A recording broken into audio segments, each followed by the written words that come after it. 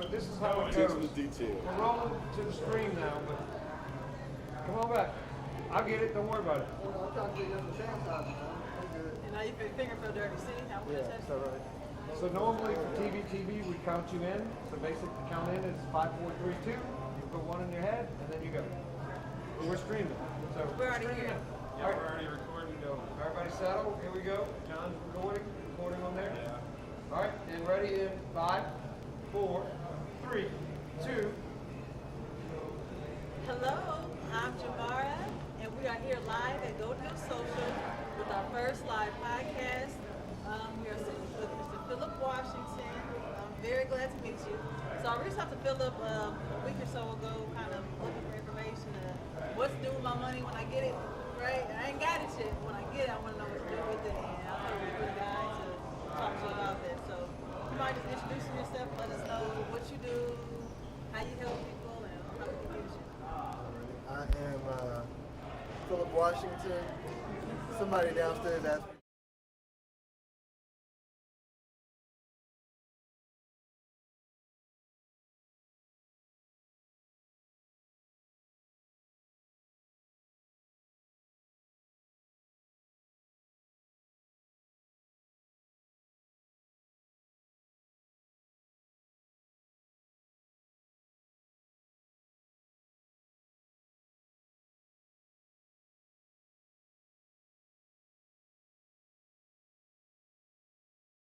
Young kids, and I was like, cold calling is like a lot of time, and I don't want to miss my second kid's first 2 years like I did my first kids. Yeah, and so I was like, there has to be a better way to market, and there's like this internet thing, right? So I created a podcast to market my business, and the podcast, like I didn't call it like a little podcast with my business. And so people began to ask me, hey, how do you, how do I do that? So after doing it, you know, for free for hours over coffee, I was like, let me just create a course and help folks do it. So that's like my, my second or third business is the podcast. So I got 3 businesses. So the podcast generate money? Yeah. So because the podcast is what generated my 100.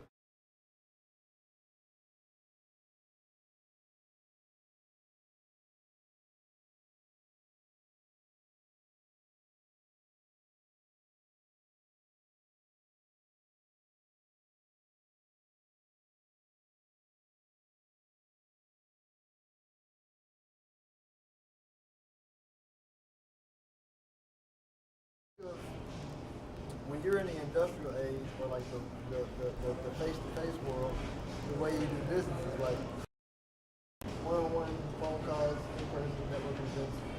In the digital world that's being built, like it's a whole new kind of being built, you need a sales team. When a podcast becomes a sales team, I think a lot of, and I'm like, Podcast becomes the team because it's voting for you. yeah, so I'm like, from a monetization standpoint, I'm like, if you're a CPA, an attorney, or those manager, like, if you have a business and you don't have a podcast, and you're trying to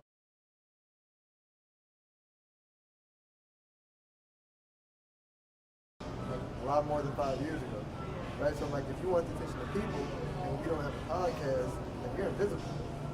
It's like getting in a restaurant and not being visible. Yeah. Like, I don't know where you are. So what would you tell somebody fresh, have a new podcast, like we do here, and we're trying to figure out how to start as far as getting advertisement or who to reach out to? Like, what's the first tip or step that you would take to them? Yeah. So it would be like to start, it'll be like to start with the end goal in mind, right? So I'll use the example of like, because there's nothing new under the sun, but the way we express it changes, right? So you can think of like if you see pictures of like your great-great-grandmother or great-grandmother, you probably go, that was just like her. You know what I mean? Because like, the form changes, but the principles stay the same in everything. So you can, a version we can look back at is cable TV, which made a lot of people rich. Right? It made Bob Johnson rich. That's a lot of people say. Due to the advertising? Well, due to a lot of things, right? So the people talk about the Kardashians, they don't do anything. Yes, they do. They got attention and they aimed it at their businesses to make a lot of money. I was like then you look at Chip and Joanna Gaines, HGTV. HGTV is a perfect example of like building real estate agents, people who are in that business. But Chip and Joanna Gaines literally built Waco through media, right? They got a whole conglomerate, right? So what I'm saying is, with the internet, it lowers the cost of creating a media company, right? And so with if you have a business, then where you monetize is you think, okay, what am I trying to sell? Not everything, right? 'Cause you can't sell everything at once, right? But what's the one business you're trying to sell? So I'll take a business. Let's say this business, right? Let's say you just want to be a media company, right? And then you say, all right, you obviously understand. Let me put this down. Like, you obviously understand that content is the future, and it's easy and natural to you.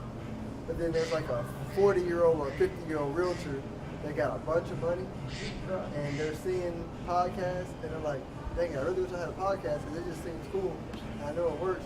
I don't know how to do it.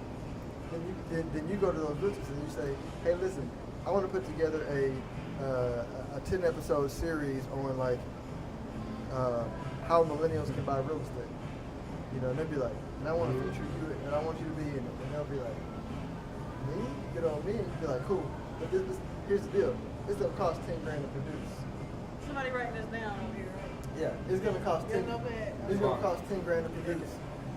And then so once you go to I'm gonna have a realtor, I'm gonna have a mortgage company, I'm gonna have a title company, I'm gonna have an insurance agent, everybody involved in the process. I might even have a wealth manager, right? That's $2,000 each. So I can use your team, realtor, because by the way, I'm saying go to, so I understand business.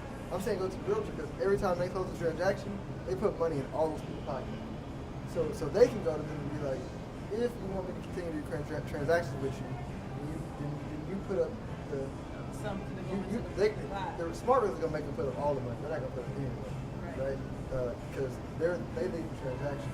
But what I'm saying is, they'll pay for it, and you don't have any episodes, you don't have any listeners. Because typically a podcast will be like, they can't sponsor me because I don't have a lot of listeners. It doesn't matter. Like what matters is what's the need and can you provide the need? You understand content. They don't, right? Here's the level up. You take their $10,000, you take $3,000, and you put it in Facebook ads, and then you get them crazy exposure, and they go, damn, how'd you like? A lot of people in my area, saw this. Like, because you ask them, what zip code do you sell it? Cool. Then you go, with $3,000 in Facebook ads, you can saturate that zip code at 100 times 25 times 30. Yeah, you can get like 30, 40,000 views, right? You can take the snippets of it, chop it up, make multiple videos, saturate that area with it. They're gonna see it, people are gonna mention it to them. So when you come back and hit them up for $10,000 again, next time, guess what? They're gonna pay it again. And then you do one for wealth managers, financial planning for millennials, right? Taxes for millennials. Now look, Bill, listen. You know you got a program out here that you're selling. I appreciate the free gems, and I'm gonna take them. But tell everybody where they can kind of find your program and get in, so they can spend some money with you, right? And how to find you as well. Yeah. So the best way to find me now is PhilipWashingtonJr.com. So the program that you're mentioning is I have a course where I took what I did for my business and even some of these ideas, and I like, because in the music industry you have like artists. Because I parallel podcasting and hip hop, because it's like, but it's pre-Def Jam. Like it's pre-LL Cool J, pre-Jay-Z, pre-Run DMC. Like we're hip hop, and when you look at music, you have like artists and you have the executives. People with the money, you don't even know their names. Like people don't even know who Rick Rubin is. Rick Rubin is Def Jam. You know what I mean? Like he's the money behind Def Jam. And so what I'm saying is like I understand money, but I'm also an artist. And so I said, I understand both. So let me go build a course that marries the art and the art and the money and the how-to. It's not like a how to create a podcast. That's easy. They got folks like you that can do the production. That's like the technical stuff you don't even really want to know. You know what I mean? Like, but how do you make money doing it? is like my course, and I take you through mindset, distribution, advertising. PhilipWashingtonJr.com is the site. I even give like 7 free videos where I give away like ideas like this for free, because like in the course you'll learn why I give away so much stuff for free. Yeah. Well, I appreciate it. You want to stick around and have another conversation here in a minute? You don't have to move, or if you want to. Yeah, I love Okay. he We have some people over on the side who have them joining some couch. I need all that. It's not no big deal, but can we show the background or no? We move the camera. This would be too much. Yeah, it's no big deal. Y'all get the couch for now. There you go. All right. There's your wine. There we go. There we go. Thank you. What's up, Patrick? Good. Hi, So, everybody. I'm gonna let Patrick introduce himself. I'm Patrick, so I'm sitting in Starbucks one day, right, working, and this guy down there, and he's real talkative and friendly, and I'm the same way, and we kind of met, and what he does in his line of work just amazed me because it matches with what I got going on. So go ahead, introduce yourself, Patrick. And I'm Patrick Wheaton. I run a company called Really Simple Technology, and I'm a data center engineer, cloud engineer. And what I've been trying to do is share what I've done in the IT industry with small businesses. I believe that to be successful in IT today, you need an AWS cloud, Google Cloud, Azure Cloud, or something like that. And a lot of small businesses just don't know how to make the transition to moving towards that type of technology. And so I started a business, a consulting business, to kind of show people how to move their business, their infrastructure, and grow it through AWS cloud or other types of clouds. this language that I don't speak very language that I don't speak very well. How did you get into even wanting to do cloud work and AWS and all the stuff that a lot of us don't know what it is? Well, I've been a data center engineer my whole career. And so I started off with IBM doing like field tech, going out fixing laser printers and copier machines and stuff. And over the years, built into being a data center engineer, which is building infrastructure like for Wells Fargo, Bank of America, Kaiser, NASA, Tesla Motors, Samsung, stuff like that. But as I've been learning the technology to run big businesses, I was like, well, why can't I share this with more people and share this with more common, smaller business? It's really the same thing. It doesn't take that much more to do it. A laptop and a credit card, and you can build an enterprise. Did you price it the same, or do you price it more for the big businesses because you know they have it, or? That's the beauty of cloud, is you only pay for what you use. So if you have a small business and you only need 1 million views, it'll give you that. If you only have 100 views, it'll downscale, auto-scale down to only what you're using and only charge you for what you're actually using. So you can build an infrastructure that can grow with you. Whereas the old way, you'd have to build a data center, you have to buy all that equipment up front. You might invest $200,000 or $300,000, and if you don't make a bunch of sales, then you're already in the hole. You're starting off in the hole. Whereas with the cloud, it's not that way. So tell me, is somebody with a brand new business or just starting, they may have a website, may not have a website even. What's one of the first things that you suggest them doing to kind of get, I don't know, involved in having the cloud service, or what type of website to start with? I use WordPress websites. I'm all cloud, so I like building my own infrastructure from the ground up. I wouldn't recommend using like Wix or Squarespaces. Try to stay away from things where they're charging you a monthly fee when you can build your own infrastructure. And you have to also think about intellectual properties. You build on somebody else's structure, and now you have 1 million clients, 1 million customers. You have a database. That's not your database of customers. That belongs to Instagram. That belongs to Facebook or whatever platform you're on. So if you're going to start a real business, at least build it from the ground up on something you own everything, including your customer base. It doesn't cost anything more. It's just a little more in planning and design. Okay. Well, thank you, Patrick, very much. Are you going to stick around for the next I conversation am. as well? I am. All I right. can network you. Thank you for inviting me. First of all, how did you guys enjoy Go Hill overall? Tell them the vibe here, you know. You like it? This is good. Okay. I didn't get a chance to taste that barbecue sauce. Oh, you missed it. Oh, the sauce was good. The sauce was good. I wanted some brisket and some of that sauce. So I did it. All right. So who's next? So, this next segment of the show, we're actually going to get into talking about not really. relationships and business. A lot of us here, everybody here is a business professional. Is a business professional, so whether you're an entrepreneur or you work for another company, but when it comes to dating and trying to stay in the professional realm, some people stay away from it, and some people get confused and get lost in the business through relationship. And so I'm just here trying to figure out how to love and work at the same time. I know yeah, come on over, Mary. The married guy, I'm sure you got some tips for us. Oh, marriage advice? I'm just saying, you're a busy man and you got a wife, you know. Just do whatever she says. Smart guy. Oh, what? Oh, what? I know I ain't married. Come on over. Oh yeah, well come on over. Look, here you go. Look, she got Girl, I'm all trying to this. figure out this love thing. I'm trying to figure the love thing out. Yeah, did it come through? Oh, coach. What kind of love, coach? Love This it. is, we're going, just remember, you gotta bring that mic back. Back and forth. Yeah, yeah. Can I hold it? Yeah, and hold it a little bit higher. Be in charge. Okay. So Yolanda, I'll let you introduce yourself, Miss Love Coach, and I got some questions for you, all right? So tell us about you. Well, my name is Dr. Yolanda Lynette Thomas, and I am a licensed master and pastoral life coach. Yes. So when you say pastoral, does you have to go like through the system, like as a pastor would to get ordained and things like that? Yes, Okay. yes, yes. So do you practice in church too? I used to, I don't anymore. I spent 30 years as an assistant pastor, and then I came outside of the walls of the church. There's some people outside of the church as well that need pastoring. So I went from pastoring sheep to now pastoring organizations and businesses and business leaders. We need spiritual guidance as much as the church does as well. So I'm a pastor to businesses.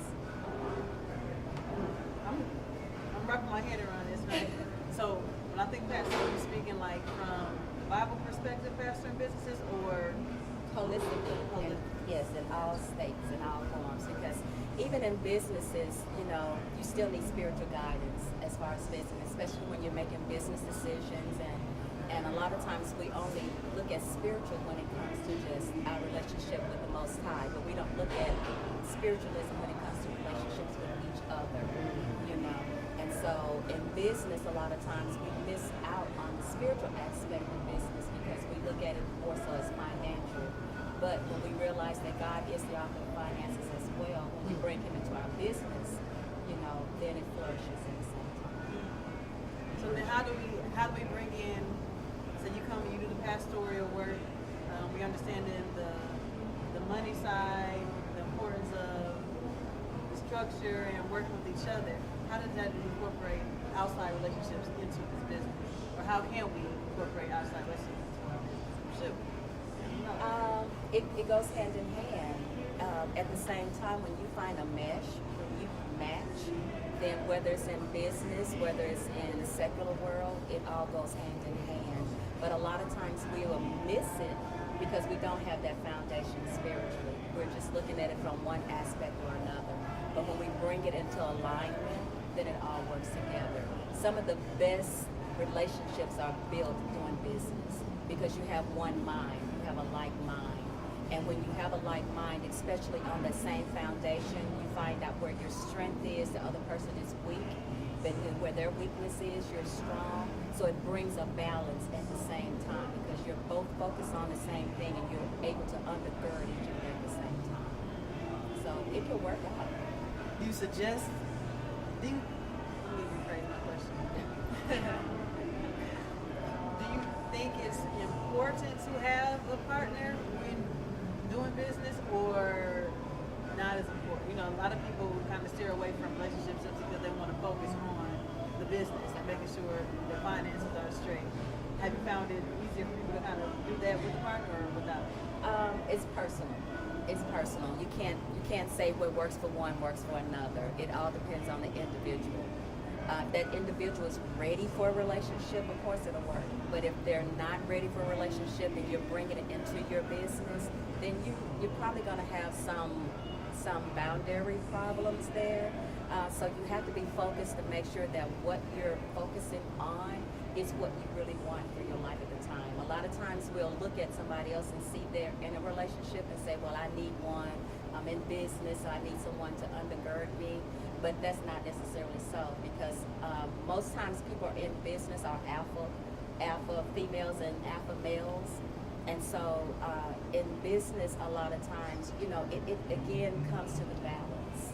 You know, if that's what you're needing to balance you as a person, then yeah, go for it. But if not, then no, don't go for it. You know, just wait, just hang down. You know, we have time. Okay, thank you for that. And then, so Philip, I have a question for you. So you're the married guy on the couch, and you answered the question perfectly in my head. You said just do what she says. That's what I think you should do too. But is that something that you were looking for when you found your wife, or did it kind of just come on you and you're like, dang it, I should listen to this lady that I met? Yeah. So let me.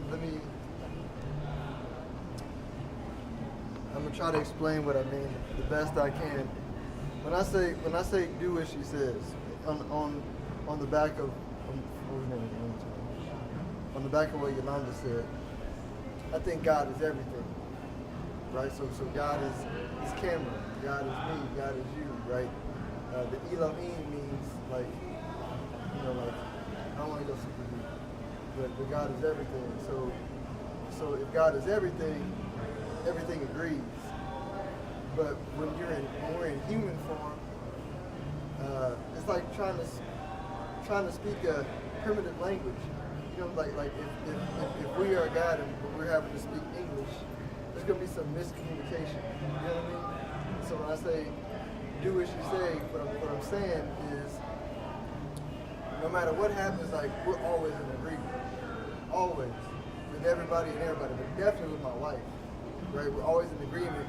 I just may not understand what she's saying in the moment. I mean, you know, as male and women, we speak different languages. So in my mind, it's like, all right, I know whatever she's expressing right now, like, it's something that's important, and then let me see the good. Even if it's fussing at me over some stuff that I don't understand, there's something good behind it. I just need to, like, sit and understand what she's saying. And so when I say do what she say, it's more like seeing through her form and seeing her spirit and saying like, hey, what is her spirit saying? Because her form right now, I don't understand what that's saying. You know what I mean? And so we've been married, you know, 14 years. Like, I couldn't express that even 2 years ago, right? But it was more like, it was more just over time, you know, I just learned to say, all right, listen, like, she married me. You know what I mean? Like, so obviously she never wishes me any harm, right? So there's something that just you don't understand, and so it just it takes time, to understand that even if I inflict pain on her and she inflicted back on me, the pain is just misunderstanding. You know what I'm saying? So that for and you know, and she married somebody who's I've never had a salary, and I'm an alpha male, my wife is an alpha female. You know what I mean? So like we are like raw power, you know, in the same household, which is dangerous if you don't understand that you're in agreement most of the time. You know what I mean? So that's what I mean. It's more like just keep the perspective of, and in my perspective, that just speaking as a man. You know, if I got friends who are men and they like to quote the verse, you know, wives submit to your husbands. I like say, but what you have to understand is like, what does it actually mean? Because this, you know, like thought attracts feeling. You know, thought being male energy, feeling being female energy. Thought is more powerful than feeling, so thought can force feeling, but you don't want to force feeling, right? Like a woman doesn't want a man to force, like we're more powerful. Make you love her. Yeah, so I can see. Yeah, Make you fall in love with me. Yeah, but women want to be attracted. Feeling wants to, like the natural state of creation is for thought to attract feeling to create. You know what I mean? Like in a healthy way. And so it's like gravity. I say, you know, the sun doesn't force the earth to stay in orbit. Like it attracts it through gravity. You know what I mean? And so when you understand that, you understand, okay, as a man, what it's saying for wives to submit to their husbands is saying like, as we talk to the husband and say, in order for her to feel like submitting, you have to see her only as good, like as blameless. Like read the next verse. It literally says, men, make basically you know kind of verse, but basically like only see her spirit, because her form might not always express what her spirit is trying to say. You know what I mean? No, Just going back to what I said. that's real.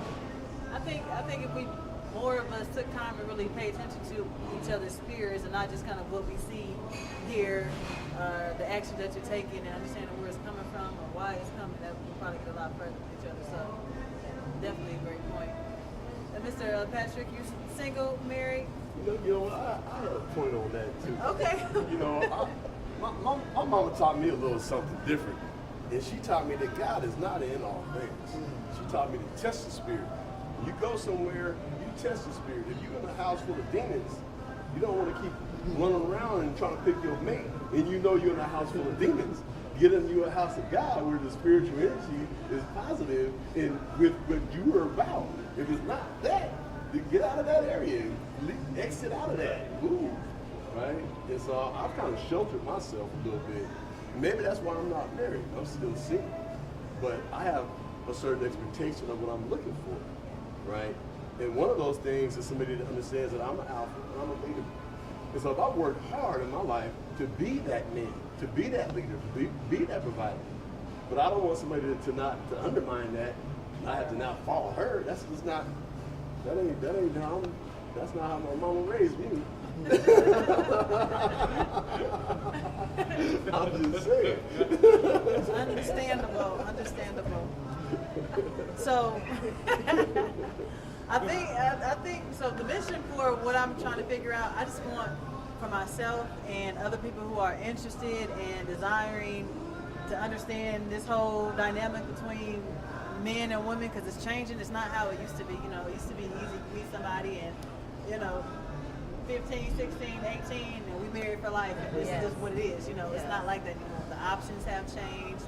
The reasons for being married or being with somebody has changed. The desire to even be married is not even as popular as it used to be. You know, so I don't know. I just think it's something that we should dive into and understand where we're going and why we're going here. What it comes down to, if this marriage don't work, I don't want to have to share my 401k with you and have my mortgage.